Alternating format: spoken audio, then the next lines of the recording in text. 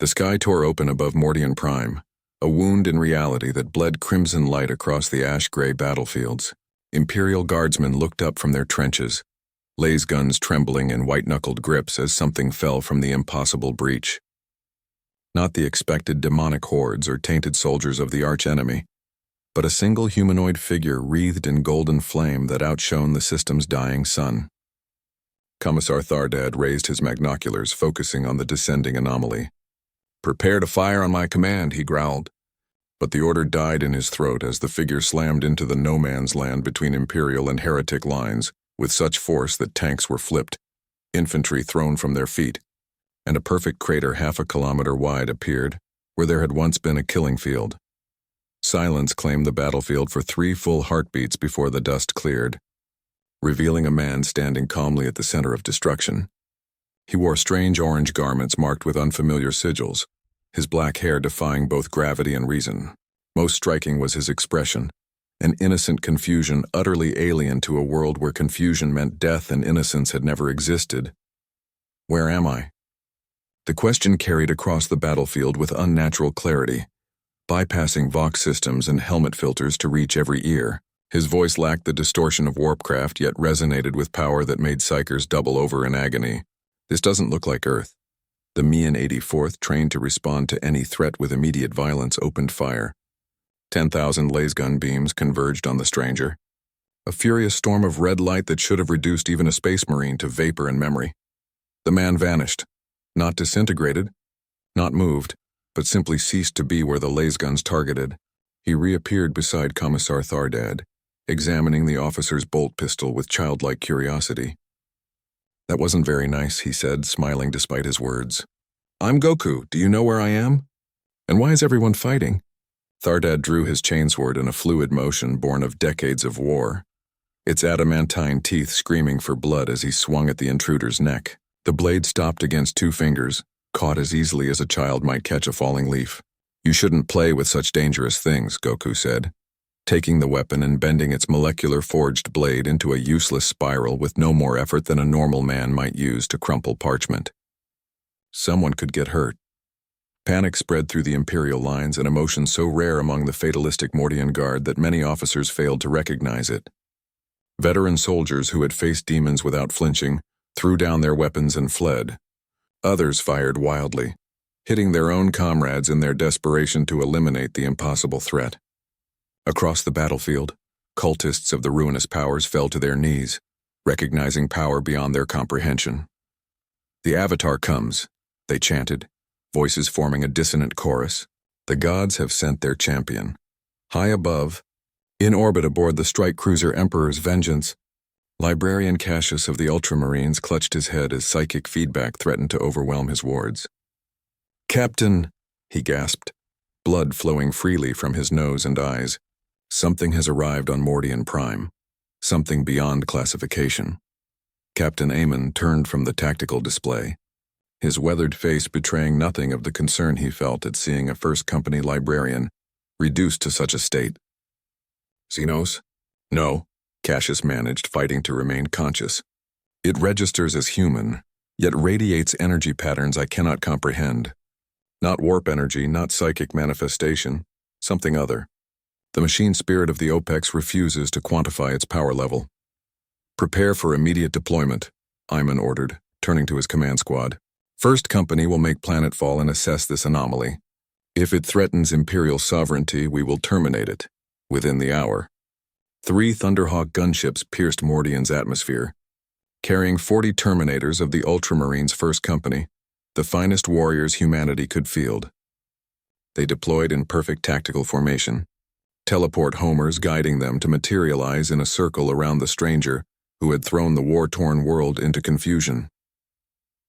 Goku stood amid the aftermath of slaughter, not of his making, but of panic and friendly fire.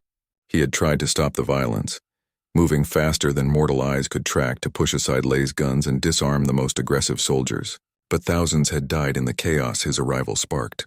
Now he looked upon the massive armored figures with their storm bolters and power fists, sensing the lethal intent radiating from them like heat from a sun. "Are you in charge here?" he asked, addressing Captain Amon directly, somehow knowing which warrior led despite the identical armor. I need to figure out where I am and how to get home. Also, why is everyone trying to kill each other and me? Amon's helmet vox amplified his voice to thunderous proportions. In the name of the God Emperor of mankind, identify yourself, creature.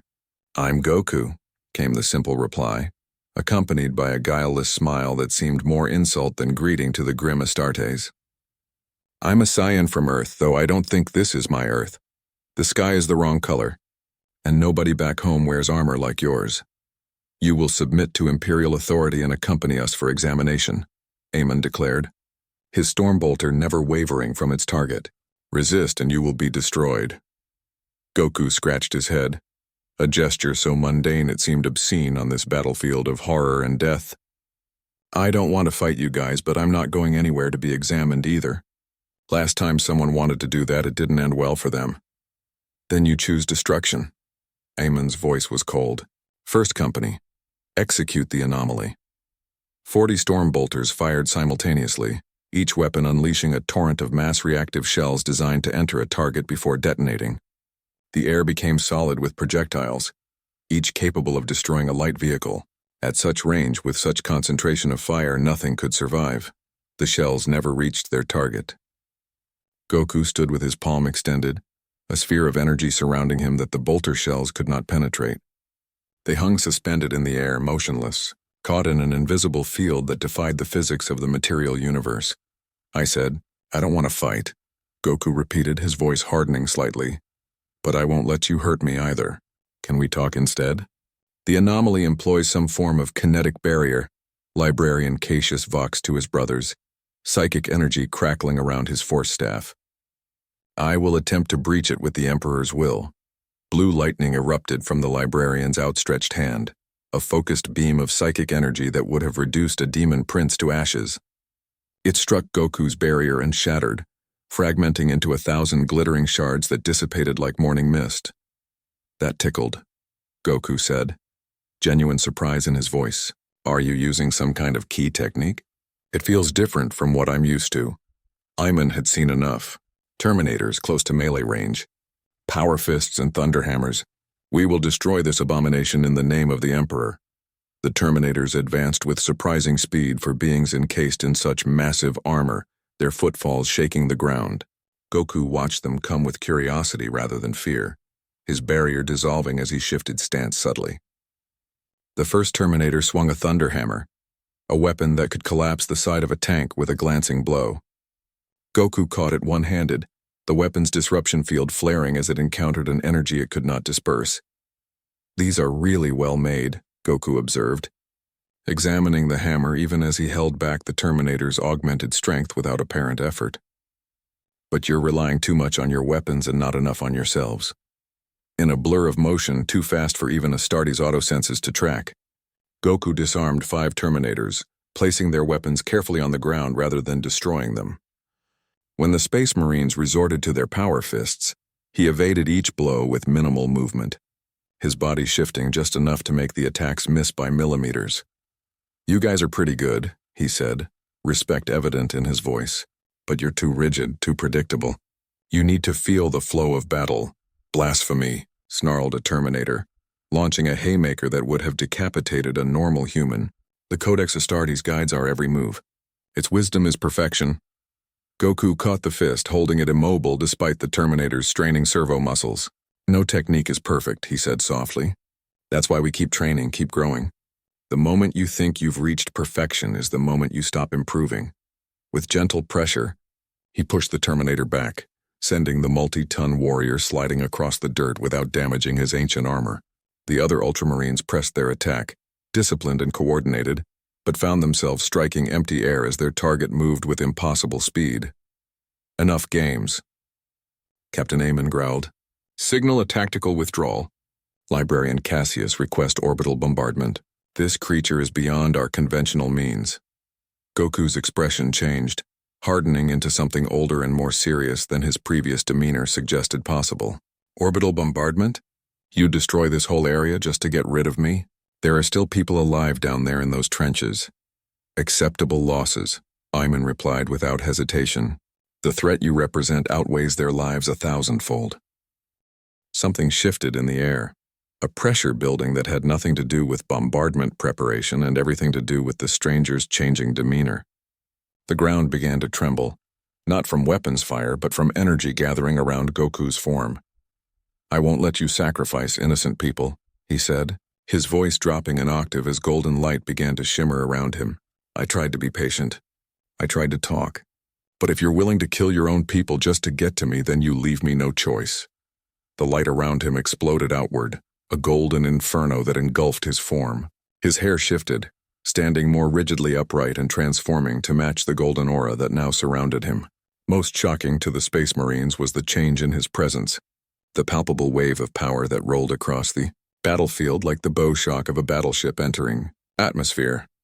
"This is what we Saiyans call a Super Saiyan," Goku explained, his voice echoing strangely as if coming from everywhere at once. "I don't like using it against people who aren't on my level, but you're not giving me much choice." Librarian Cassius fell to his knees, blood pouring from his eyes and ears as his psychic senses were overwhelmed. "Captain," he gasped. "Whatever it has breached the Librarius wards. I can feel it in my mind, but it is not using the warp. It is as if it exists partially in the materium and partially in some other realm we have no name for." Before Eamon could respond, Goku vanished from sight. The captain's enhanced reflexes allowed him to register a golden blur moving through his formation, but not quickly enough to react. One by one, his terminators collapsed, armor intact, but occupants unconscious from precision strikes that somehow bypassed their ceramite protection to target pressure points even Astarte's physiology could not defend against. In seconds, 38 of the 40 terminators lay incapacitated but alive on the blasted ground. Only Eamon and the crippled Cassius remained standing.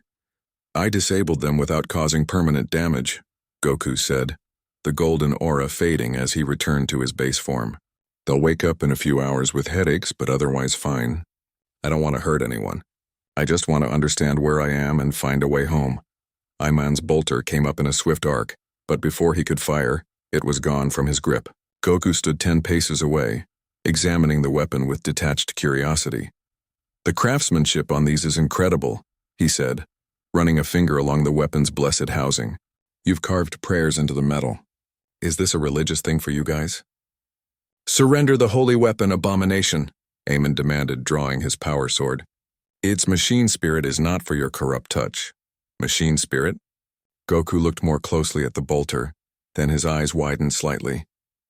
"Oh, I think I feel it now. There's a kind of energy signature in these weapons, like they're partially alive somehow. That's pretty amazing technology."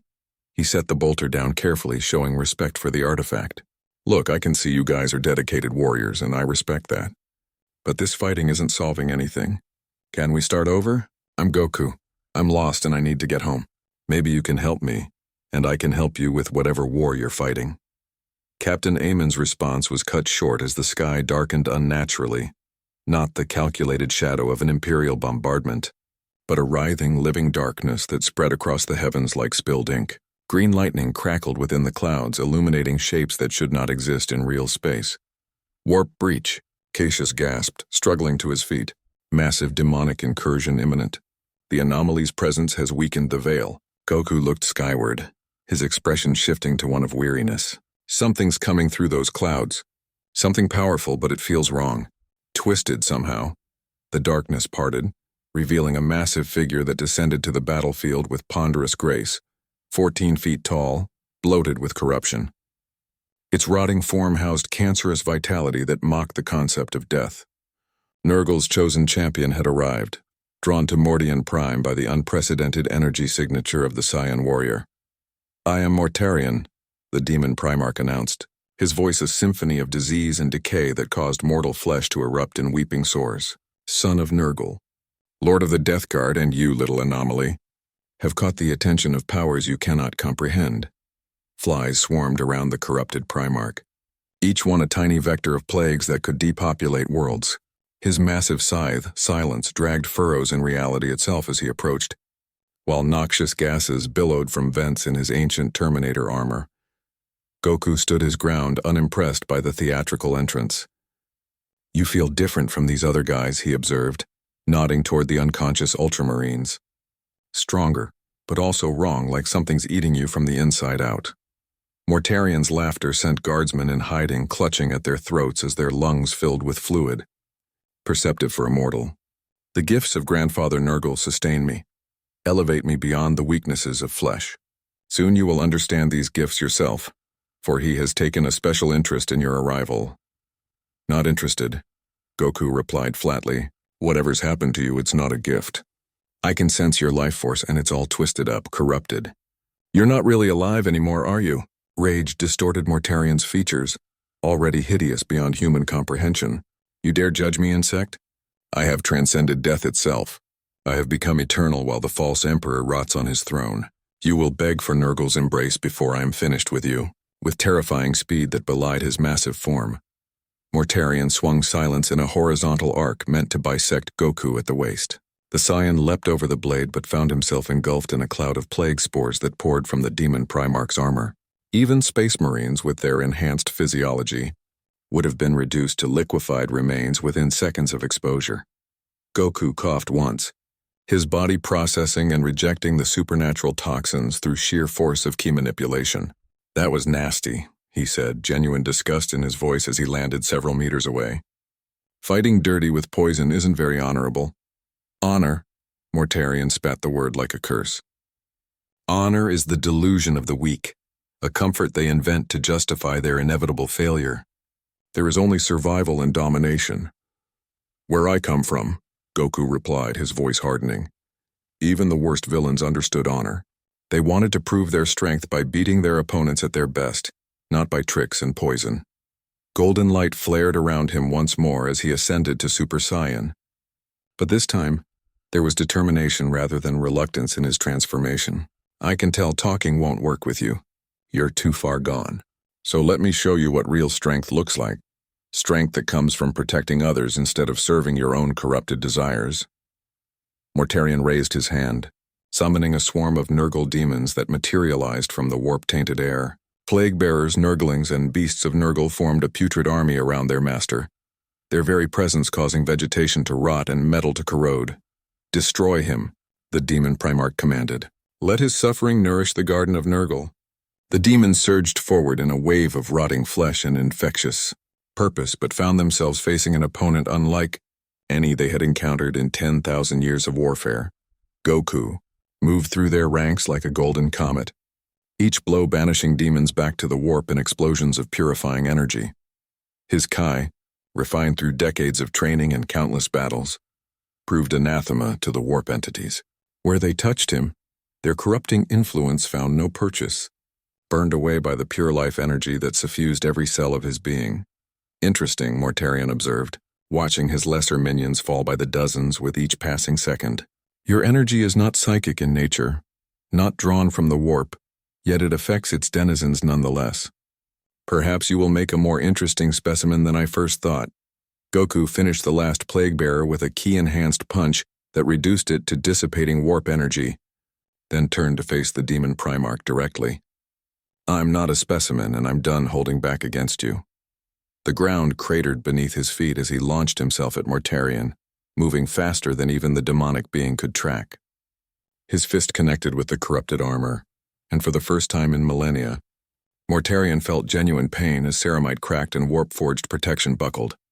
The demon Primarch retaliated with silence, the weapon howling as it cut through reality itself. Goku narrowly avoided its edge, feeling the chill of true death even through his ki aura. Not just physical death, but something deeper, a severing of the soul that even the Dragon Balls might not be able to restore. Careful, he muttered to himself, reassessing the threat. That scythe isn't a normal weapon. It doesn't just cut the body. Nothing escapes silence forever. Mortarian rasped, pressing his advantage with surprising speed. All things must wither and decay. It is the only universal truth. Goku weaved through the Primarch's attacks, studying the pattern, looking for openings. Despite his corruption, Mortarian fought with the skill of a being who had waged war for 10,000 years, each movement economical and purposeful despite his rotting form. You're good, Goku acknowledged, blocking a blow with a ki-reinforced forearm that sent shockwaves across the battlefield. But you're fighting for the wrong reasons. Reasons. You've given up on life, on improvement, You've accepted corruption as strength when it's really just surrender. Philosophical debates are pointless, Mortarion growled, summoning sickly green warp fire that encircled them both. Let your body argue with silence, and we shall see whose philosophy prevails. The demonic fire closed in, forcing Goku to expend energy on maintaining his protective aura. Meanwhile, Mortarion pressed his physical attack, silence sweeping in endless deadly arcs while plague spores filled the air in choking density. Goku found himself on the defensive for the first time, the multi-layered attack taxing even his incredible abilities. The warp energy behaved unpredictably, not following the physical laws he was accustomed to, while silence seemed to anticipate his movements, adjusting its trajectory mid-swing to seek his soul. A grazing hit from the scythe opened a shallow cut on his forearm, and Goku felt a coldness spreading from the wound that his Kai struggled to counter. This isn't good, he muttered, putting distance between himself and the demon Primarch with a backward leap. That weapon is trying to infect my life force directly. Mortarion laughed, the sound causing nearby corpses to sit upright, animated by his necromantic power. Do you feel it, Anomaly? The first kiss of Nurgle's blessing. Soon you will understand the liberation of surrender, the peace that comes with accepting decay as your master. Goku looked at the spreading discoloration around his wound, focusing his ki to combat the supernatural infection. I've fought enemies who tried to absorb me, possess me, and change me, he said, golden aura flaring brighter as he channeled more energy. They all failed. Your blessing is no different. With a shout of effort, he purged the corruption from his system, the warp-tainted cells burning away as his ki reasserted control over his body. The effort cost him, however, leaving him momentarily drained as Mortarion pressed his attack once more. Impressive but futile, the demon Primarch intoned. Your energy is finite. My master's blessings are eternal. This is a battle of attrition you cannot win. The words carried weight, for Goku recognized their truth. In this strange universe, separated from the familiar energy patterns of his home reality, his ki regenerated more slowly than normal. Each technique, each transformation drained him more heavily than it should, while his opponent seemed tireless, fueled by the endless corruption of whatever dark god he served. You might be right about that, Goku admitted, dodging another sweep of silence. So I guess I need to end this quickly instead of dragging it out. His aura shifted, electricity crackling around the golden flames as he pushed beyond the first level of Super Saiyan. The transformation to Super Saiyan 2 sent a shockwave across the battlefield, powerful enough to shatter the remaining glass in the ruined hab blocks for miles around. Even Mortarion paused, sensing the exponential increase in his opponent's power. Interesting, the demon Primarch mused. Your species has hidden depths. Grandfather will be most pleased when I deliver you to his garden. That's not going to happen, Goku replied, his voice echoing with newfound power. This ends now. He vanished, reappearing behind Mortarion with his hands cupped at his side.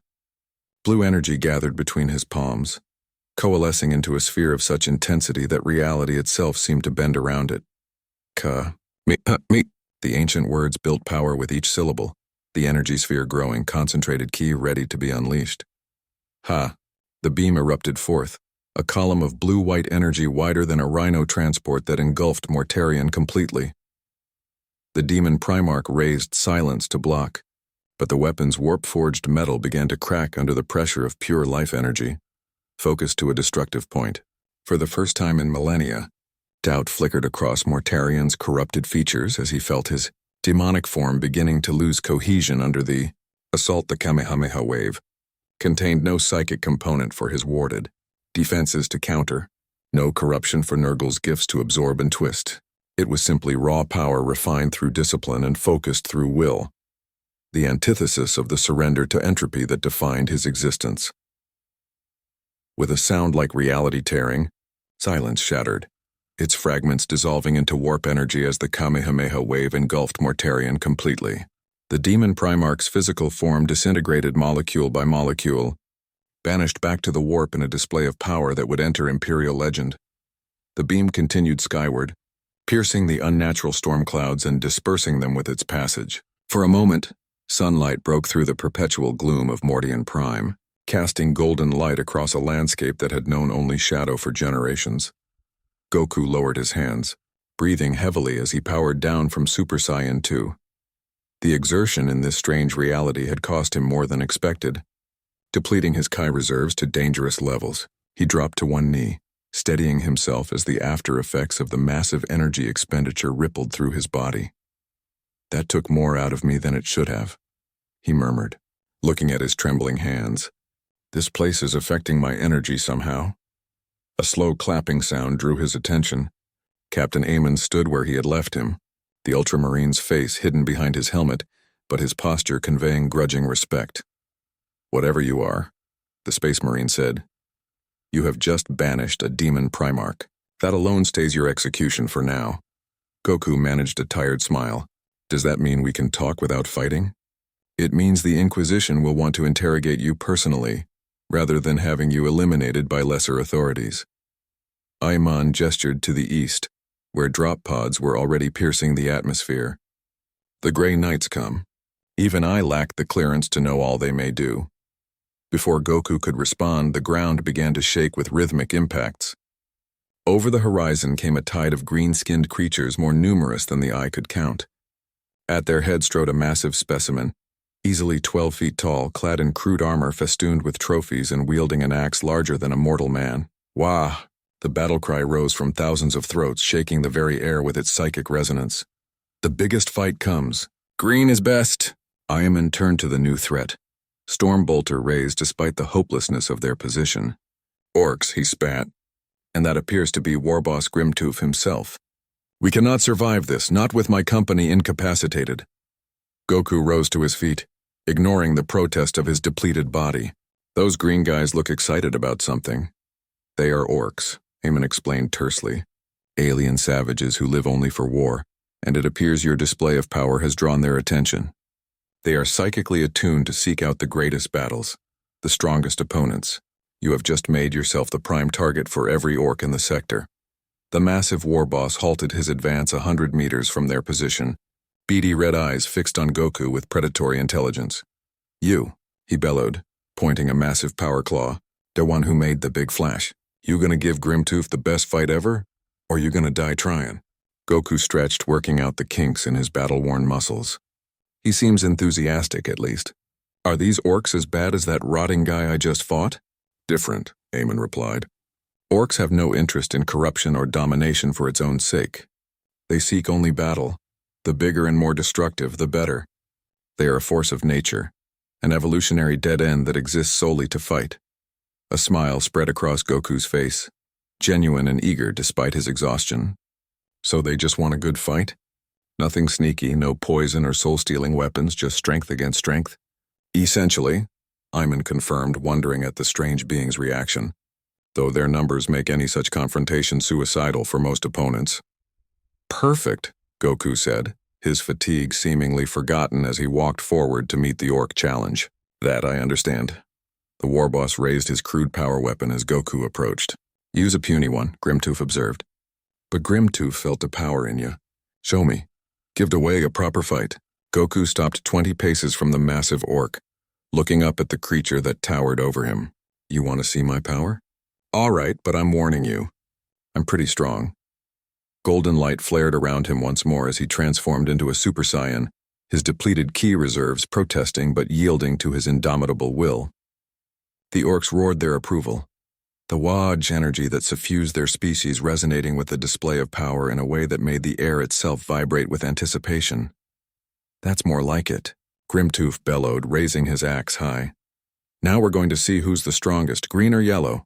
The warboss charged, his massive form moving with surprising speed for something so large. Goku met the charge head-on, his golden aura flaring as he caught the descending axe on his forearm. The power field around the crude weapon sparking against his Kai barrier. The impact sent shockwaves across the battlefield, toppling ruins and kicking up a dust cloud that obscured both combatants momentarily. When it cleared, they were locked in a contest of strength. The orc pressing down with his axe while Goku held it at bay, muscles straining but expression exhilarated. "You're strong," he acknowledged, genuine respect in his voice. "Stronger than you look." "Orcs made for fightin' and winnin'," Grimtooth replied, putting his massive weight behind the axe. "And Grimtooth is the strongest orc." Goku's smile widened. Let's test that theory. With a surge of power, he pushed back, sending the war boss staggering. Before Grimtooth could recover, Goku was inside his guard, landing a series of punches to the orc's torso that would have pulverized concrete. The war boss absorbed the blows, his tough hide and redundant organs minimizing the damage, while he countered with a sweeping backhand that Goku narrowly avoided. The orc erupted in cheers and bellows, their collective psychic energy feeding Grimtooth's already prodigious strength.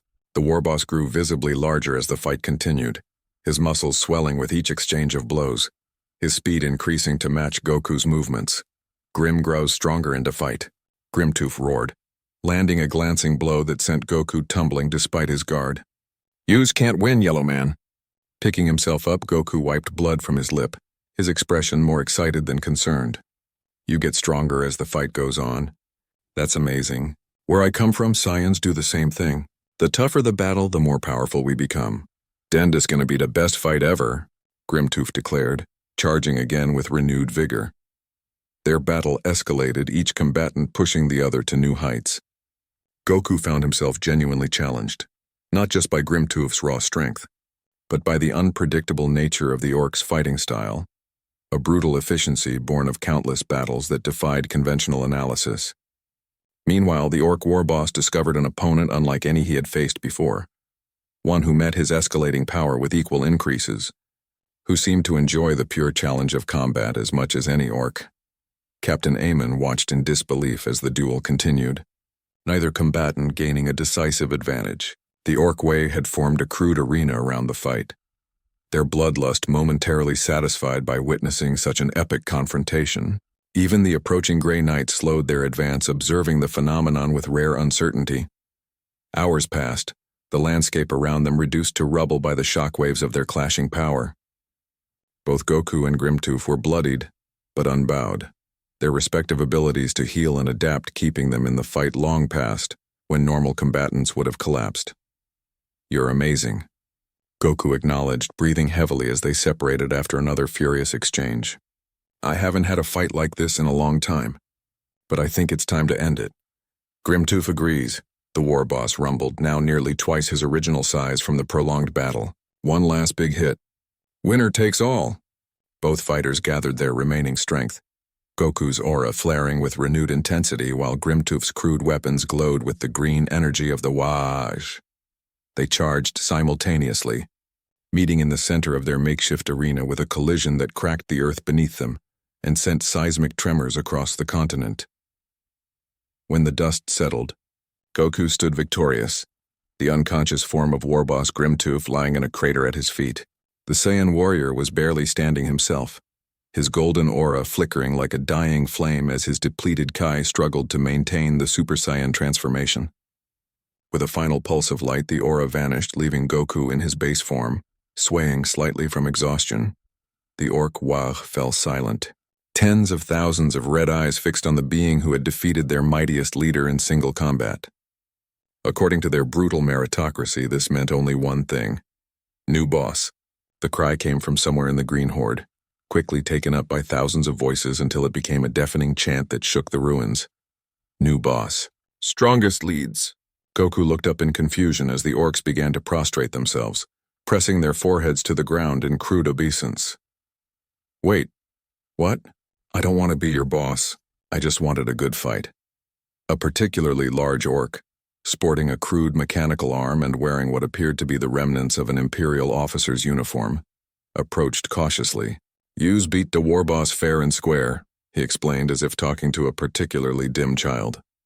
"That makes you the war boss. That's how orcs work, strongest leads all the time." "But I'm not an orc," Goku protested, gesturing to his distinctly unorcish appearance. The large orc scratched his head with his mechanical claw, considering this objection. "That's a bit tricky," he admitted. "Never had a pink war boss before. But you's got to fire stuff and you's beat Grimtooth, so rules is rules." Before Goku could argue further, the sky split open once more, not a warp breach this time, but a calculated teleportation matrix deployed by the approaching Grey Knights. Silver-armored figures materialized in a perfect circle around Goku, each bearing a halberd inscribed with runes that hurt the eyes to look upon. "Anomaly," intoned the leader, his voice resonating with psychic overtones that commanded absolute attention. "I am Justicar Thorn of the Grey Knights. By the authority of the Emperor's Holy Inquisition, you will submit to examination." The orc wag bristled at the interruption, hands moving to crude weapons as they prepared to defend their newly appointed leader. Goku, sensing the imminent bloodbath, raised his hand to forestall violence. "Hold on," he said to both sides. "Nobody needs to fight right now. I've had enough fighting for one day. The Xeno's infestation must be purged," Thorn stated as if reciting an irrefutable law of physics. "Once you are secured, the cleansing will commence." Goku frowned, looking at the thousands of orcs who moments ago had been ready to tear him apart, but now looked to him with something approaching devotion. These guys just want good battles against worthy opponents. That's not so different from me, really. "Heresy," Thorn hissed, his halberd rising slightly. "The alien cannot be bargained with, cannot be reasoned with. It exists only to corrupt and destroy humanity." "I've heard that kind of thinking before," Goku replied, his voice hardening despite his exhaustion. "It never leads anywhere good. Judge by actions, not by what someone is." The standoff intensified, Grey Knights and orcs alike tensing for the inevitable clash. Captain Aemon, who had observed the entire confrontation from a distance, stepped forward unexpectedly. "Justicar Thorn," he addressed the Grey Knight leader, "what we have witnessed here defies standard classification. The anomaly banished Mortarion, not defeated, not driven back, but banished a demon Primarch from the material plane entirely. Such an act has not been achieved since the Emperor walked among us." "All the more reason to contain the anomaly," Thorn countered, though there was a new uncertainty in his tone. "Such power cannot be allowed to roam unchecked." Goku straightened, finding reserves of strength through sheer force of will. "I'm not looking to cause trouble. I just want to find a way home. But I won't let you hurt these orcs just because they're different from you. If they attack innocent people, that's one thing, but right now they're just standing here." "Da boss speaks true," the large orc with the mechanical arm declared. "We follow the strongest. If de new boss says no fightin', then we waits. For now." Justicar Thorn's helmet turned toward the orc spokesman, then back to Goku. "You command the loyalty of the green-skinned horde?" "Impossible. Not command," Goku corrected. "They respect strength. That's something I understand. Instead of trying to wipe them out, why not point them at enemies you both share? That rotting guy I fought seemed like he was bad news for everyone." A communication chime sounded within Thorn's helmet. The Grey Knight stood motionless for several seconds, then lowered his halberd fractionally. "We have received new instructions from Terra. The anomaly is to be escorted to the Inquisitorial Fortress on Macragge for consultation with Lord Guilliman himself." Murmurs ran through the gathered Space Marines at the mention of the Primarch. Even Aemon seemed taken aback by the development. "The Lord of Ultramar wishes to meet this being personally?" "So it appears," Thorn confirmed, his voice betraying nothing of his own thoughts. "This incident has drawn attention at the highest levels of Imperial authority." Goku looked between the armored warriors, sensing the significance of the name, though it meant nothing to him personally. "Who's Guilliman?" "The last loyal son of the Emperor," Aemon explained, awe evident in his voice despite his disciplined Astartes demeanor. "A demigod reborn to lead humanity in its darkest hour. If he wishes to speak with you, then your arrival carries significance beyond our comprehension." Goku considered this, then nodded. "All right, I'll go meet this Guilliman person. Maybe he can help me figure out how to get home." He turned to the orc horde, who watched expectantly for his next command. "We waits for the boss to return," the mechanical armed orc declared preemptively. "Keep our territory. Get ready for when you come back with new enemies to fight." "No attacking innocent people," Goku insisted. "Fight other warriors who want to fight, not civilians." The orc seemed to struggle with this concept, but eventually nodded. "Civilians don't make good fights anyway. Too squishy, over too quick, no fun." Justicar Thorn raised his hand and a teleportation beacon materialized beside him. "That wasn't the deal," Goku said firmly, crossing his arms. "These orcs aren't attacking anyone right now. Leave them be and I'll come with you peacefully. Try to hurt them after I leave and I promise I'll know about it." The Grey Knight's helmet revealed nothing of his expression, but the tension in his posture spoke volumes. After a long moment, he gave a curt nod. "Temporary suspension of the purge is authorized. The larger strategic concern takes precedence." With that settled, Goku walked toward the teleportation beacon, each step measured as he conserved his remaining strength. Before touching the device, he looked back at the massive orc horde and their unconscious former leader. "When he wakes up," Goku said, gesturing to Grimtooth, "tell him it was a good fight. Maybe we can have a rematch someday when I'm stronger." The large orc with the mechanical arm thumped his chest in salute. "We tells him, and we get stronger too for when you comes back." With a final nod, Goku placed his hand on the teleportation beacon. Light engulfed him, and the war-torn fields of Mordian Prime vanished from view. He rematerialized aboard a vessel of such immense proportions that his first thought was that it must be a floating city rather than a spacecraft.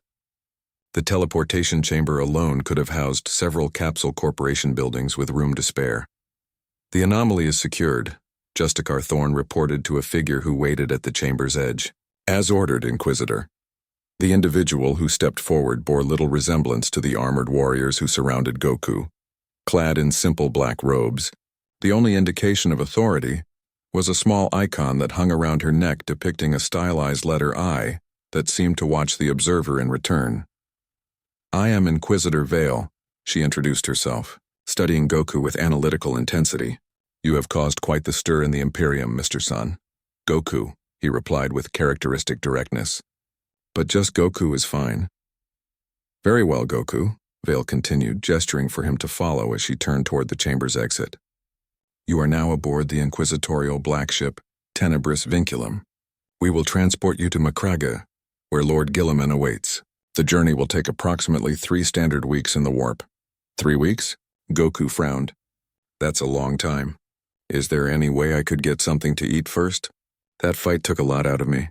A fleeting smile crossed Vale's austere features. "I have been informed of your martial prowess. Appropriate sustenance has been arranged. This way, please." She led him through corridors of such massive scale that even Goku, no stranger to impressive architecture, found himself looking up in wonder. Servitors and crew members stopped to stare as he passed, whispers following in his wake. The chamber they eventually entered contained a table laden with food in quantities that would have fed a platoon. Goku's eyes widened at the sight, his Saiyan appetite asserting itself immediately. "This is great," he exclaimed, taking a seat without waiting for an invitation. "Mind if I dig in?" "Please do," Vale replied, seating herself across from him with a data slate in hand. "While you eat, perhaps you could satisfy my curiosity about your origins." Between mouthfuls of food that disappeared at an alarming rate, Goku explained his situation as best he understood it himself. He told her of Earth, of the Dragon Balls, of his Saiyan heritage, and his many battles to protect his adopted homeworld. He described the strange energy fluctuation that had occurred during his training session with Whis, and the sensation of being pulled through dimensions before arriving on Mordian Prime. Vale listened in silence, her expression betraying nothing of her thoughts as she occasionally made notes on her data slate. Only when Goku mentioned the divine beings of his universe, the gods of destruction and the angels who served them, did she show a flicker of increased interest. "These beings," she said when he paused to consume another platter of food. "These gods and angels, they oversee reality itself in your universe?" Goku nodded, swallowing a mouthful. "Yeah, each universe has a god of destruction to keep balance. Beerus is ours. He's incredibly strong, way stronger than me, though I'm getting closer to his level with each training session." "And these Dragon Balls you mentioned," Vale continued, "artifacts that can grant any wish, even resurrect the dead?" "Pretty much," Goku confirmed, reaching for a pitcher of water. "Though there are limits. They can't restore someone who died of natural causes, and they can't bring back anyone who's been dead for more than a year, unless you use the Super Dragon Balls, which are way more powerful." Vale set down her data slate, her full attention now on the Saiyan. "In this Imperium, Goku, such concepts are not merely foreign, they are heretical. The Emperor is humanity's only god, and resurrection is a power attributed only to him. What you describe would be seen by most Imperial authorities as the rankest form of chaos worship." Goku paused in his eating, sensing the sudden gravity in her tone. "I'm just telling you how things work where I'm from. I'm not trying to challenge anyone's beliefs here." "I understand that," Vale assured him, "which is why we are having this conversation in private rather than in an inquisitorial interrogation chamber. Lord Gilliman has specifically ordered that you be treated as an honored guest rather than a prisoner or heretic, at least until he can assess you personally." "That's good," Goku said with genuine relief.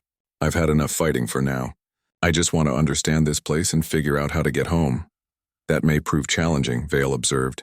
The barriers between realities are not easily breached, even with the most advanced Imperial technology. If you truly come from another universe entirely, as your story suggests, the complexity increases exponentially. Goku's expression turned thoughtful as he set down his eating utensils. Back home, I can use a technique called instant transmission to teleport anywhere I can sense a KI signature. But here the energy feels different, distorted somehow, and there's this other energy that seems to flow through everything, something dark and twisted that I've never felt before. You speak of the warp, Vale explained, the immaterium that underlies reality itself. It is the source of psychic power, the realm where emotions take form and demons dwell. It is also how we travel between stars, though such journeys are fraught with peril. Goku nodded slowly. That explains a lot. When I fought that Mortarian guy, his energy felt wrong, corrupted like it was eating him from inside while pretending to make him stronger. An apt description of chaos, Vale agreed. The ruinous powers offer gifts that seem like strength but ultimately consume their bearers. That you could perceive this corruption speaks well of your spiritual purity, which may be why Lord Gilliman has taken such interest in your arrival. The 3 weeks of warp travel passed in a routine that Goku established for himself. With his ki reserves slowly replenishing in this strange reality, he devoted himself to training within the vast empty chambers of the Black Ship. The crew and inquisitorial acolytes watched in fascination as he performed feats of strength and speed that defied human limitation, practicing kata and energy techniques that had been perfected over a lifetime of battle. Inquisitor Vale visited daily, their conversations ranging from the metaphysical nature of ki versus psychic energy to the political realities of the Imperium of Man. Goku listened more than he spoke during these sessions, absorbing information about this grim universe, with its endless wars and existential threats. Your Imperium reminds me a bit of Frieza's Empire, he observed one day, referring to an old enemy. All this emphasis on control and purity, destroying anything different. It didn't work out well for him in the end. A dangerous comparison, Vale cautioned, though without rancor. The Imperium may be brutal by the standards of your reality, but it is all that stands between humanity and extinction in ours. The threats we face leave little room for tolerance or mercy. Maybe, Goku conceded, but I've found that making allies is usually better than making enemies. Those orcs back on that planet could be fighting your real enemies instead of you if you gave them the chance. An unorthodox perspective, Vale noted, one that Lord Gilliman might find interesting. Given his current reconsideration of certain Imperial doctrines, when they finally emerged from the warp, the world of Macragge filled the viewing ports with its blue-white majesty. Unlike the war-ravaged Mordian Prime, this planet radiated order and strength, its continents shaped by deliberate design rather than natural chaos. The fortress of Hera dominated the northern hemisphere, a citadel of such vast proportions that it was visible from orbit. It was here, in the heart of Ultramar, that the last loyal Primarch had established his headquarters since his miraculous resurrection. The descent to the surface passed in tense silence, Goku sensing the weight of expectation from everyone aboard. Whatever this Gilliman was, his mere name commanded a reverence that reminded the Saiyan of how people reacted to the gods of destruction in his own universe. The landing bay where they docked could have housed entire fleets of normal aircraft. Blue-armored ultramarines stood in perfect formation, creating an honor guard that stretched from the ship's ramp to the massive adamantium doors that led deeper into the fortress. At their head stood Captain Amon, somehow having arrived before them despite departing Mordian Prime after their teleportation. Inquisitor Vale, Amon acknowledged with a formal bow. The Lord of Ultramar awaits the anomaly in the Primus Strategium. His name is Goku, Vale corrected mildly, and Lord Gilliman has ordered that he be treated as an honored guest. Aimon's expression remained neutral, though Goku sensed his skepticism. As the Primarch commands, this way, please. The journey through the fortress of Hera became a procession, with more observers joining with each passing corridor. Space Marines of different chapters, high-ranking Imperial officials, even hooded representatives of the Mechanicus turned to watch as Goku passed. their expressions ranging from curiosity to outright hostility. Finally, they reached a set of doors so massive that even Titans might have used them as a primary entrance. Inscribed with the history of Ultramar in golden relief, they swung open silently despite their tremendous weight, revealing the chamber beyond. The Primus Strategium was a cathedral to war. Holo displays showed conflict across 100 worlds, while servitors and officers moved between tactical stations with practiced precision. At the center stood a figure that dominated the space, not merely through physical stature, though he towered over all present, but through sheer presence. Roboute Guilliman, Primarch of the Ultramarines and Lord Commander of the Imperium, turned as they entered. 9 feet tall in his magnificent artificer armor, with features that resembled classical sculpture given life, he radiated an aura of authority that Goku had rarely encountered. "So," the Primarch said, his voice resonant yet precise, "this is the being who banished Mortarion." Golden eyes studied Goku with penetrating intelligence. He seems rather unassuming for such a feat. Goku met the Primarch's gaze directly, neither intimidated nor overly impressed. "You'd be surprised how often people tell me that right before a fight." A murmur of shock ran through the assembled officials at such casual address to the Imperial Regent, but Guilliman's expression showed only thoughtful interest. "Indeed," the Primarch replied. "Appearances are seldom reliable indicators of capability. Come, let us speak more privately." He gestured toward a side chamber, dismissing the gathered officials with a subtle motion. Only Inquisitor Vale remained, following at a respectful distance as Guilliman led Goku to a space that, while still massive by human standards, offered a modicum of privacy. "I have reviewed the reports from Mordian Prime," Guilliman began once they were seated. The Primarch in a reinforced throne that accommodated his massive frame, Goku in a chair that would have suited a high-ranking Imperial official. "Your arrival has created quite the disruption in the Imperium's carefully ordered systems." "Sorry about that," Goku replied with genuine contrition. "I didn't exactly plan to come here." "No, I suspect not," Guilliman agreed. "Inquisitor Vale informs me that you claim origin from another universe entirely, one with rather different metaphysical underpinnings than our own." "That's right," Goku confirmed. "Where I come from, we don't have this warp energy that's everywhere here. We have key life energy that flows through all living things." "Fascinating," the Primarch mused. "And this key allows you to perform feats that, in our reality, would require psychic manipulation of the warp." "I guess so," Goku said with a shrug. "Though my techniques work differently. Your psychic powers seem connected to emotions and willpower. Kai is more about harmony between mind, body, and spirit." Guilliman leaned forward slightly, his interest clearly piqued. "And this energy proved anathema to Mortarion's demonic form. It banished a demon." "Primarch, when even our most potent anti-warp weapons often merely drive such entities back temporarily. It seemed to burn away the corruption in him," Goku explained, recalling the battle. "Like his form couldn't stay together when faced with pure life energy." "Remarkable." Guilliman sat back, his expression contemplative. "If this could be replicated or even studied, Lord Guilliman," Vale interjected respectfully, "while the martial applications are certainly of interest, there is another aspect to consider. Our guest claims to come from a reality where resurrections are commonplace, through the use of artifacts called Dragon Balls." The Primarch's eyes narrowed fractionally. "Resurrection. True restoration of life, not the twisted mockeries offered by chaos or the mechanical half-life of a dreadnought. Complete restoration. Body and soul good as new," Goku confirmed. "The Dragon Balls can grant almost any wish, but they're most often used to bring back people who died before their time." A tense silence followed this revelation, broken only by the distant sounds of the fortress's operations.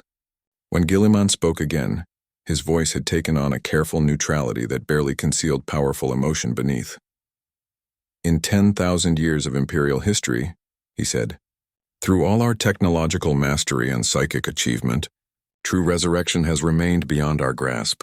Even my own return required the combined efforts of Archmagos Belisarius Call and the Eldari goddess, Isha, and I returned to a galaxy fallen so far from what my father envisioned that at times I question whether the effort was worthwhile." Goku sensed the weight behind these words, the ancient grief that seemed to surround the Primarch like an invisible cloak. "In my world," he said gently, "death isn't always the end. I've died twice myself and came back stronger each time." "To die in return," Gilliman murmured, his gaze distant. "To have a second chance, not just for oneself, but for all those lost." He refocused on Goku with sudden intensity. "These Dragon Balls, could they exist in our reality? Could they be created or summoned?" Goku frowned thoughtfully. "I'm not sure. They were created by Kami, who was originally a Namekian. I don't know if your universe has Namekians, or if the same principles would work here with all this warp energy complicating things. But it might be possible," Gilliman pressed, a terrible hope kindling in his golden eyes. "Maybe," Goku allowed. "Though trying to make Dragon Balls here might have consequences I can't predict. The ones back home have limitations to maintain balance. Without those safeguards, such power would inevitably be corrupted." Vale interjected softly. "If Chaos were to gain access to wish-granting artifacts of such magnitude, the results would be catastrophic," Gilliman acknowledged, the brief flame of hope subsiding. "Even the attempt might draw the attention of the ruinous powers. You are wise to counsel caution, Inquisitor." He turned back to Goku. "Nevertheless, your presence here offers unique opportunities. Your energy, this key, clearly has properties that affect warp entities in ways our conventional weapons do not. If you were willing to assist the Imperium while we search for a way to return you to your reality, you want me to fight for you?" Goku surmised, neither surprised nor offended by the proposition. "I would prefer to say fight with us," Gilliman corrected. "The threats facing humanity are existential. Chaos, Tyranids, Necrons, each capable of extinguishing all human life if left unchecked. Your power could turn the tide in critical conflicts." Goku considered this seriously. "I don't mind fighting to protect innocent people. That's what I've always done. But from what I've seen and heard about your Imperium, you're not always the good guys. Some of your methods seem pretty harsh, even cruel." "The Imperium is flawed," Gilliman acknowledged with surprising candor. "Its institutions have calcified over 10 millennia, becoming in many cases the very opposite of what my father intended. I have spent every moment since my return attempting to reform what can be reformed, to steer humanity back toward a more enlightened path. But 10,000 years of dogma cannot be undone in a few short decades. So, you're trying to make things better," Goku said, studying the Primarch with new interest. "That's something I can get behind, but I won't participate in anything that targets innocent people, no matter who gives the orders." "Define innocent," Vale challenged. "Would you consider Xenos innocent? Abhumans? Psychers?" "I judge by actions, not by what someone is," Goku replied firmly. "Those orcs on Mordian Prime, they respected strength and wanted good fights, but they were willing to hold back when I asked them to. That counts for something in my book." Gilliman exchanged a glance with Vale, some unspoken communication passing between them. "Your moral perspective is refreshingly straightforward," the Primarch said finally. "Perhaps there is wisdom in such clarity. Very well. I will not ask you to compromise your principles. Fight only where you deem the cause just." "I can work with that," Goku agreed with a smile. "And in return, you'll help me find a way back to my universe?" "The Imperium will devote significant resources to the endeavor," Gilliman confirmed. "Though I must warn you, interdimensional travel beyond the confines of the warp remains theoretical at best. It may take considerable time." "That's okay," Goku said, his natural optimism reasserting itself. "In the meantime, I can train, get stronger, and help out where it makes sense. This universe has some pretty powerful fighters I haven't faced before." "Indeed," Gilliman agreed, a ghost of a smile touching his perfect features, "though I would caution against seeking battle with certain entities purely for the challenge. The gods of chaos are not opponents to be faced for sport." "Fair enough," Goku conceded. "I've learned that lesson before with Beerus. Some fights aren't worth picking unless absolutely necessary." The conversation continued for hours, ranging from tactical considerations to metaphysical discussions of ki versus psychic energy. Guilliman proved a keen listener, absorbing Goku's explanations with the analytical precision of the supreme strategist he was. In turn, the Primarch provided context about the Imperium, its history, and its unending war for survival.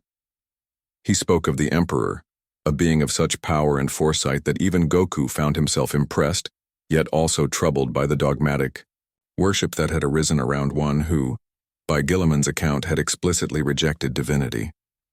Your father sounds a bit like the Kais from my universe, Goku observed. Incredibly powerful beings who oversee the development of life, but not exactly gods in the way most people think. An interesting comparison, Gilliman mused, though I suspect my father would find even that parallel insufficient. His vision for humanity was one of self-determination, free from the yoke of any external intelligence, divine or otherwise.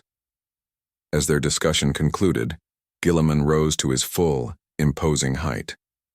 You will be provided quarters befitting an honored guest of the Imperium. Inquisitor Vale will continue to serve as your liaison, and I will expect regular reports on your activities. When threats arise that may benefit from your unique abilities, you will be consulted. Sounds good to me, Goku agreed, standing as well. Though I hope you don't mind if I keep training while I'm here. I need to understand how my ki works in this reality, especially since it seems to regenerate more slowly than back home. By all means, the Primarch encouraged. The Fortress of Hera contains training facilities designed for Astartes. While they may not be calibrated to your specific abilities, they should provide adequate challenges for your regimen. As they prepared to depart, Gilliman fixed Goku with a final, penetrating look. One last question, if I may. In your universe, with its different gods and rules, different threats and powers, what drives you? What is the purpose that guides Son Goku? Goku considered the question seriously, his usually carefree expression sobering. I guess it's pretty simple. I want to protect the people I care about, and I want to keep getting stronger to see how far I can push myself. Not for power's sake, but because there's something amazing about finding your limits and then breaking through them. He smiled, the expression containing an innocence that seemed utterly alien in the grim darkness of the 41st millennium. When I fight someone strong, someone who pushes me to my limits, it's like seeing a whole new world open up. And knowing that I can use that strength to protect others, that's what makes it worthwhile. Gilliman nodded slowly. A warrior's philosophy, honest in its simplicity. There is virtue in such clarity of purpose. He extended his hand, massive even by Astartes standards. Welcome to the Imperium of Man, Son Goku. May your strength help light the way in dark times. Goku took the offered hand without hesitation, his grip matching the Primarch's own considerable strength. I'll do what I can while I'm here. And who knows, maybe our universes crossed paths for a reason. As Goku departed with Inquisitor Vale, Gilliman remained in the private chamber, his transhuman mind calculating probabilities and strategic implications. The arrival of this being from another reality represented both unprecedented opportunity and unknowable risk. The power to banish demon Primarchs could turn the tide against chaos, yet the ideological differences between Goku's worldview and Imperial doctrine threatened disruption on another front. Most concerning was the concept of the Dragon Balls. If such artifacts could truly resurrect the dead, restore what was lost, the Primarch's thoughts turned to his father, entombed for 10 millennia on the Golden Throne, neither truly alive nor dead. Could such power offer salvation where all Imperial science and sorcery had failed? A dangerous line of thought, Lord Gilliman, came a voice from the shadows, speaking the concerns he had not voiced aloud. The Primarch did not turn, having been aware of the observer's presence throughout the interview. Your assessment, Constantine. A figure in gleaming golden armor stepped forward, a guardian spear held casually in one massive hand. Custodian Shield Captain Constantin Valdor, once thought lost to history, had returned to Imperial service. Shortly after Gilliman's own resurrection, under circumstances the Primarch had kept deliberately obscured from wider knowledge. The anomaly speaks truth as he perceives it, Valdor stated with the calm certainty of one who had stood beside the Emperor himself during the Great Crusade. His power is neither psychic nor warp-derived, but something our reality has no framework to properly categorize. A useful ally, potentially, but one whose very existence challenges foundational Imperial doctrines. Most of which, Gilliman noted dryly, are misinterpretations and calcified dogma rather than my father's actual vision. Even so, Valdor countered, the ripples of his presence are already spreading, Reports from Mordian Prime indicate the Orc-Wa has redirected its aggression toward Death Guard holdings in the sector, citing instructions from their yellow boss to fight worthy enemies instead of civilians. Gilliman's eyebrows rose fractionally. An unexpected development, and not an unwelcome one strategically speaking. Though the theological implications of Xenos following a human's moral guidance will give the ecclesiarchy apoplexy, which may be the least of our concerns, Valdor continued. The Chaos Gods have taken notice. Our agents report increased warp activity across all sectors where news of the anomaly's arrival has spread. Tsench, in particular, seems most agitated by the presence of power outside its ability to corrupt or predict. Good, Gilliman said with grim satisfaction. Let them fear what they cannot understand. For 10 millennia, humanity has fought a defensive war against chaos. Perhaps this unexpected ally represents an opportunity to seize the initiative at last. A dangerous gamble, Valdor cautioned, predicated on the loyalty of a being with no ties to our Imperium, our Emperor, or even our reality. All existence is a dangerous gamble, Constantine, Gilliman replied. The question is not whether we take risks, but which risks offer sufficient reward to justify their cost. He turned to face the ancient warrior directly. Monitor him, but do not interfere unless absolutely necessary. I suspect we have only begun to understand what Son Goku is truly capable of, or what his presence here might mean for the Imperium. As night fell over the fortress of Hera, Goku stood on a balcony overlooking the ordered splendor of Makrage. In the training facilities provided, he had begun the process of adapting his techniques to the strange energy patterns of this reality, discovering both limitations and unexpected synergies between Kai and the ambient psychic field that permeated everything. His thoughts turned to home, to friends and family who would be wondering about his disappearance. Chi-Chi would be worried sick. Gohan and Goten, probably searching across dimensions with Bulma's help. Even Vegeta might be concerned in his own stubborn way.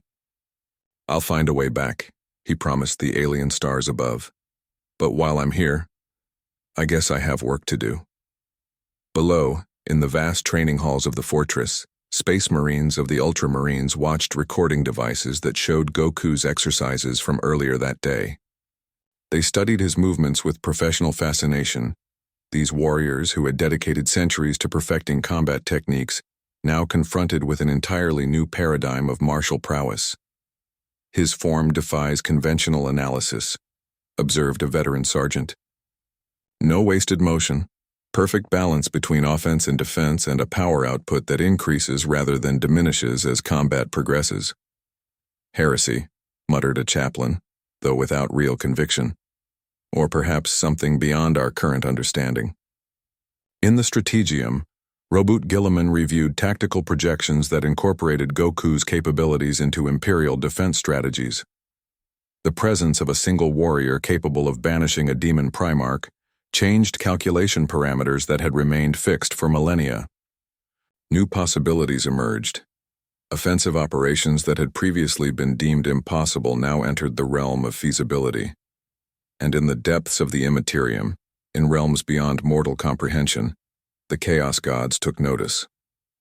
Entities of such cosmic power rarely concerned themselves with individual mortals, but the arrival of this anomaly, this being whose energy existed outside the great game they had played for eons, represented both threat and opportunity.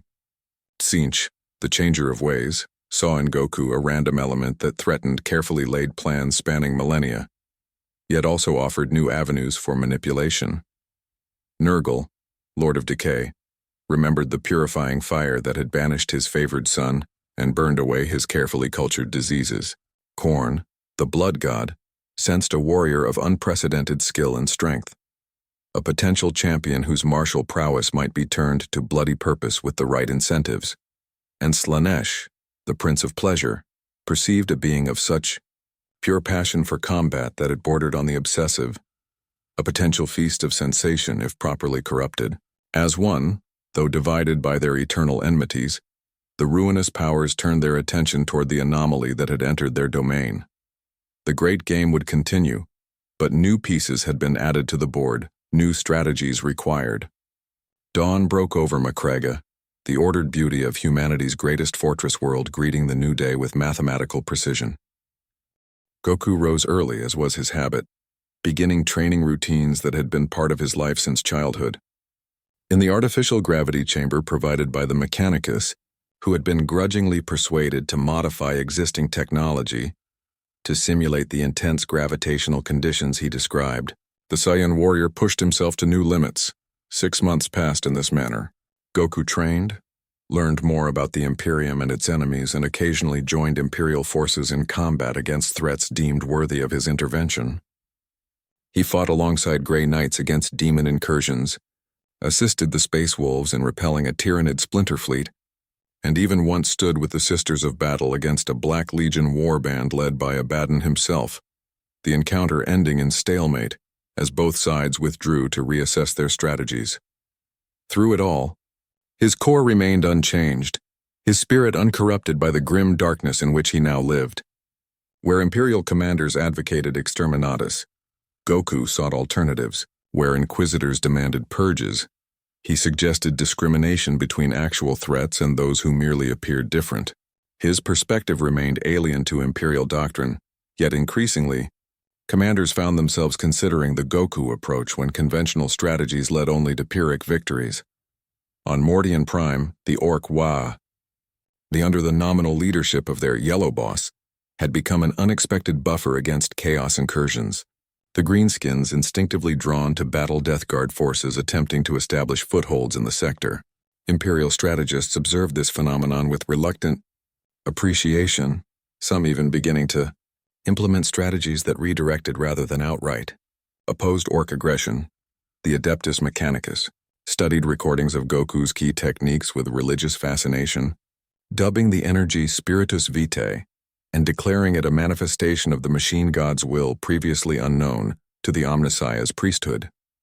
Efforts to technologically replicate Ki met with limited success, though certain breakthroughs in force field harmonics resulted from the research. It was during this period of relative stability that the pattern changed. Goku had been meditating, attempting to sense the strange energy flows of this universe more clearly, when a ripple passed through the fabric of space-time. The sensation was familiar yet distorted, like hearing a loved one's voice through static. "Bulma," he murmured, rising to his feet. "Is that you? Trying to reach me?" The disturbance intensified, a sense of someone searching across dimensions. Not the chaotic rift of the warp, but a precise scientific probing that reminded him of Bulma's meticulous nature. He reached out with his Kai, amplifying the signal to make himself more detectable. The effort drained him rapidly, his energy dissipating into the hungry warp that surrounded all existence in this universe.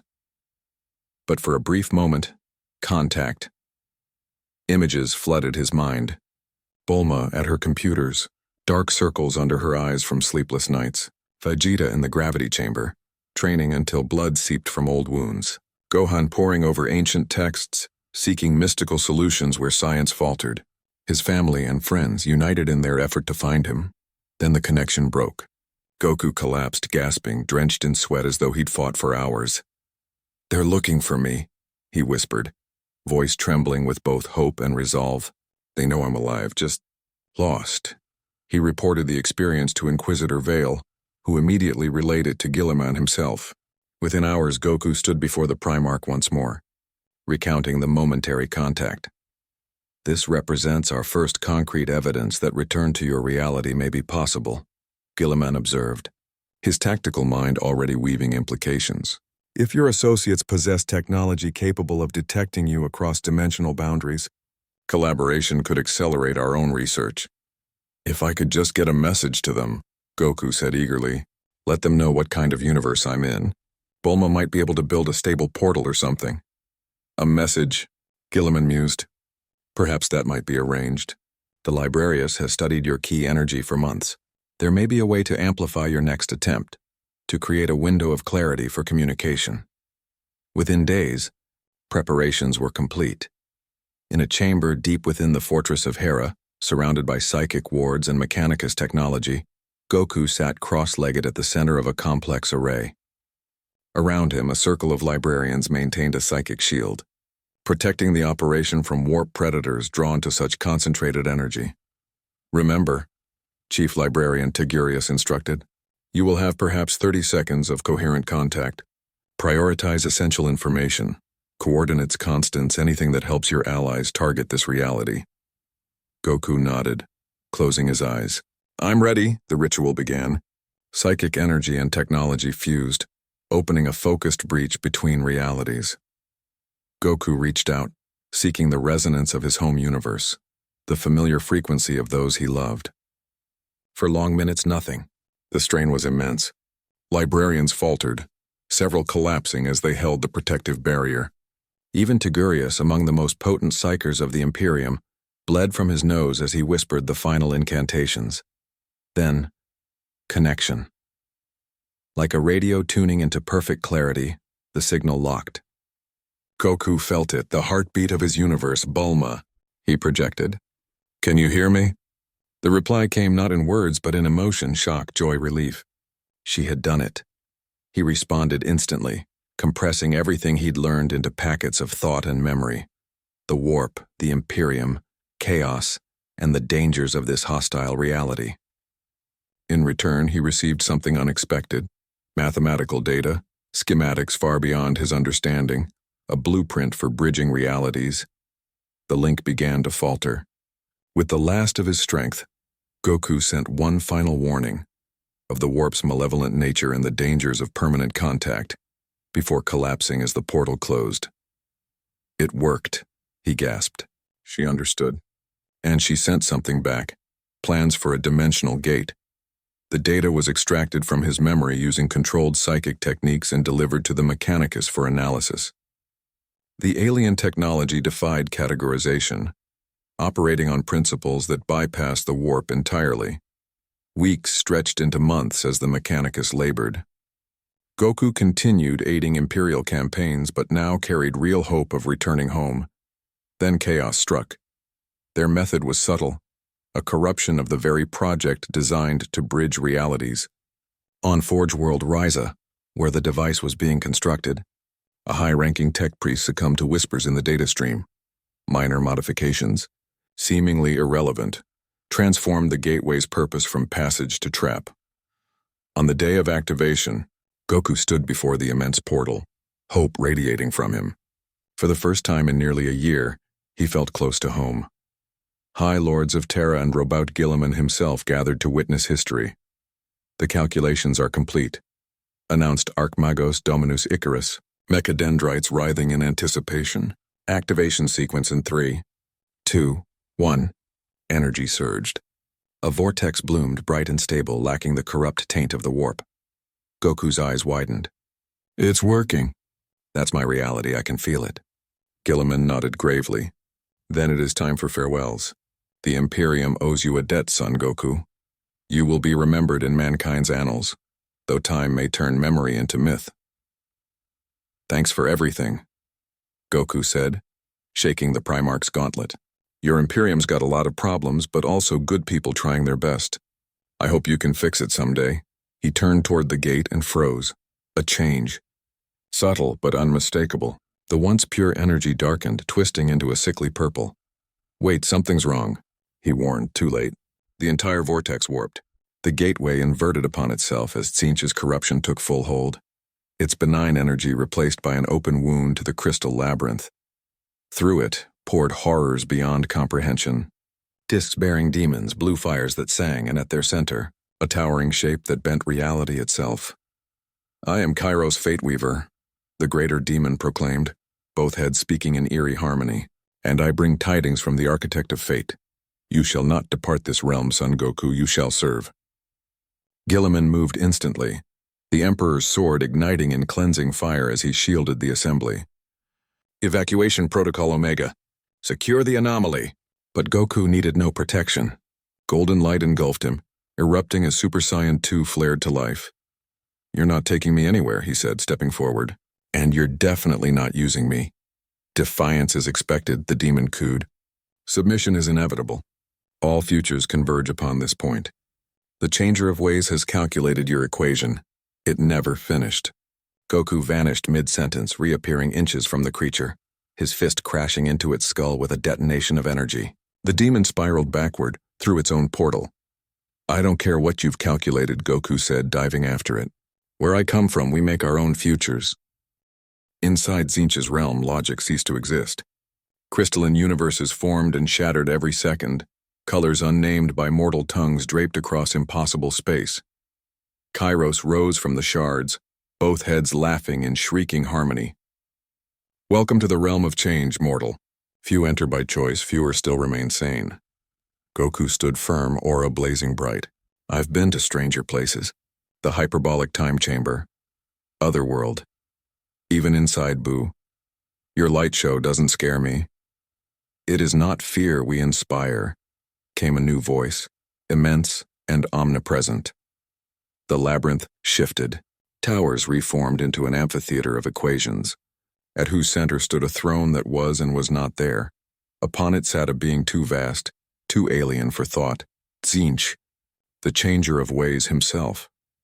"Your presence," the god's thoughts rippled through Goku's mind, "is a variable unaccounted for. Power beyond our equations. Neither of the materium nor immaterium, but something other. This intrigues us." Goku tensed, feeling the overwhelming pressure of infinite will, stronger even than Beerus. "Not interested in being anyone's experiment," he said flatly. "I just want to go home." "And so you shall," Tzeentch whispered, a promise laced with threat. "Once you have served your purpose, for all things, mortal and divine, serve our design in the end." The crystal realm shimmered, and through its prism walls Goku saw them, the other chaos gods. Each god was confined to their own realm, yet connected through the great ocean of the warp. Korn upon his skull throne, Nurgle tending his garden of decay, and Slanesh lounging amidst pleasures beyond mortal comprehension. All watched this exchange with predatory interest. "You have entered the realm of gods," Tzeentch continued. "Here we offer what mortals have sought since first they gazed upon the stars. Godhood itself. Your power, already formidable, could be expanded exponentially. Your understanding, limited by mortal perception, could encompass all knowledge across all realities." The offer rippled through the crystal labyrinth. Every shard reflected different visions of Goku's potential ascension. In one, he stood triumphant over Beerus and Whis, the gods of destruction and their angels bowing before his superior might. In another, he was reunited with his family, eternal, unchanging, free from time and death.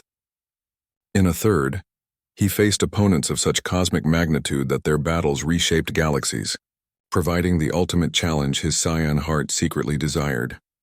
"All I have to do is serve you," Goku summarized, seeing through the deception beneath the grandeur. "Become your weapon against your enemies." A crude simplification, Tzeentch admitted, but essentially correct. Your service need not be eternal, merely until the great game reaches its next phase. A millennium or two, hardly significant against the backdrop of infinity. Goku closed his eyes, centering himself amid the chaos of clashing realities and temptations. When he opened them again, his resolve was iron, his Kai stabilizing against the corruption saturating the warp. "I've met gods before," he said simply. "Good ones, bad ones, and those in between. The real ones never tried to bribe me or trick me into serving them. They earned respect through their actions, not their power." His aura brightened, golden light roaring to life as he pushed beyond Super Saiyan 2, approaching the brink of what his body could withstand in this distorted reality. "Whatever you are, you're not the kind of god I'd ever serve. You feed on suffering and corruption. You're parasites, not creators." Rage rippled through the labyrinth as Tzeentch's illusions shattered. The seductive visions dissolved into nightmares, torture, despair, and chaos, all meant to crush his spirit where temptation had failed. "Then you shall be broken," the Chaos God thundered. "Your essence will fuel the designs of change across 10,000 worlds."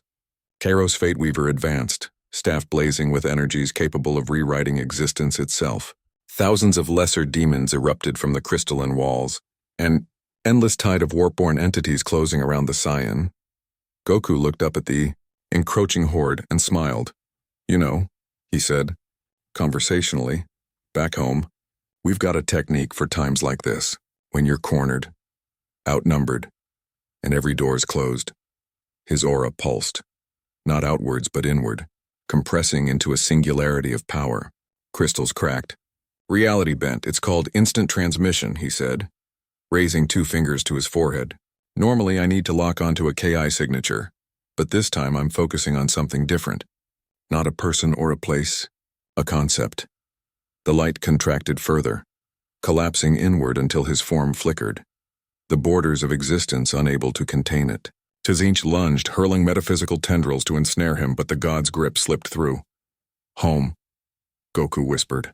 That's my anchor, family, friends, where I belong.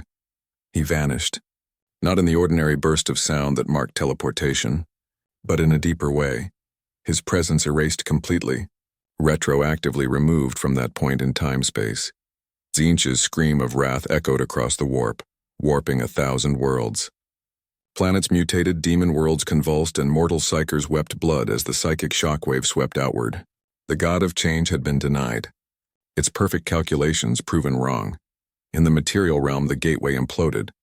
The breach to Tzinch's labyrinth collapsed as Goku's energy disappeared from this reality. Gilliman stood amidst the carnage, the Emperor's sword crackling as the last demons dissolved into oily mist. The anomaly, he asked grimly. Gone, my lord, replied a weary librarian, still trembling from the backlash. Not destroyed, not consumed, simply elsewhere. It's as if he found a path between universes that even the warp cannot follow. Gilliman's expression softened, a rare mingling of relief and regret. The alliance had been brief but transformative. The Imperium had gained new perspectives, new disciplines, and most importantly, a reminder that not all power corrupted. Record everything, the Primarch ordered. His techniques, his philosophy, his discipline, implement them where possible. His body may be gone, but his legacy remains. As servitors gathered data and Mechanicus adepts analyzed the broken gateway, Guilliman found his thoughts returning to their final conversation. Your father had the right idea, Goku had said, freeing humanity from gods and superstition. Where I come from, power isn't what makes someone worthy of worship, it's what they do with it. Heretical words by imperial decree, yet they resonated in Guilliman's mind. Perhaps, he mused, divinity was not about worship at all, but responsibility. Weeks passed, then months. Tales of the Golden Warrior spread through the stars. On frontier worlds, imperial settlers whispered of a guardian who moved at light speed, whose fists shattered demons. In the Schola Progenium, instructors spoke of the key discipline, teaching unity of mind, body, and soul as the foundation of true strength. The Inquisition denounced such tales as apocrypha, yet the stories persisted, because they offered something the Imperium had nearly forgotten. Hope. Hope that even gods could be defied. Hope that power could exist without corruption. Hope that strength might protect rather than oppress. On Mordian Prime, orc warbands still fought under banners painted bright yellow, shouting of, "Da boss who fights fair." Their endless conflict was now aimed primarily at Chaos warbands. Commanders noted with cautious pragmatism that the orcs had become an unstable but useful shield between Imperial systems and the warp, and somewhere beyond the materium and immaterium, outside the grasp of chaos, beyond the reach of the Emperor's light, Goku found his way home. The journey was long and perilous, through dimensions and realities that defied mortal reason, but his anchor held firm, the idea of home. Bound by love, faith, and memory, at last, he emerged into his own universe where ki flowed like wind and life resonated in harmony once more. His adventures among the stars of the far future became memory, then story, tales shared with family and friends, lessons distilled into his training. The Chaos Gods, he realized, embodied dangers that might exist anywhere, temptations of strength, pride, and despair. Sometimes, under a calm sky, Goku would pause and look toward distant stars. He wondered if Guilliman had managed to reshape his Imperium, if new warriors now trained under doctrines he'd helped inspire. Perhaps the orcs still remembered Da Yellow Boss. There were no answers, only peace and the memory of an impossible war that had taught even a Saiyan something new about hope. The path forward was unchanged, to train, to fight, to grow, to protect. But now he carried within him the echo of another universe, a grim, wounded realm lit by a single fleeting spark of golden light. And in that distant galaxy, the legend endured. The Golden Warrior, a name spoken in secret prayers and whispered tales, a flicker of pure light in endless night, a reminder that even in the darkest millennium, heroes can arise from the most unexpected stars.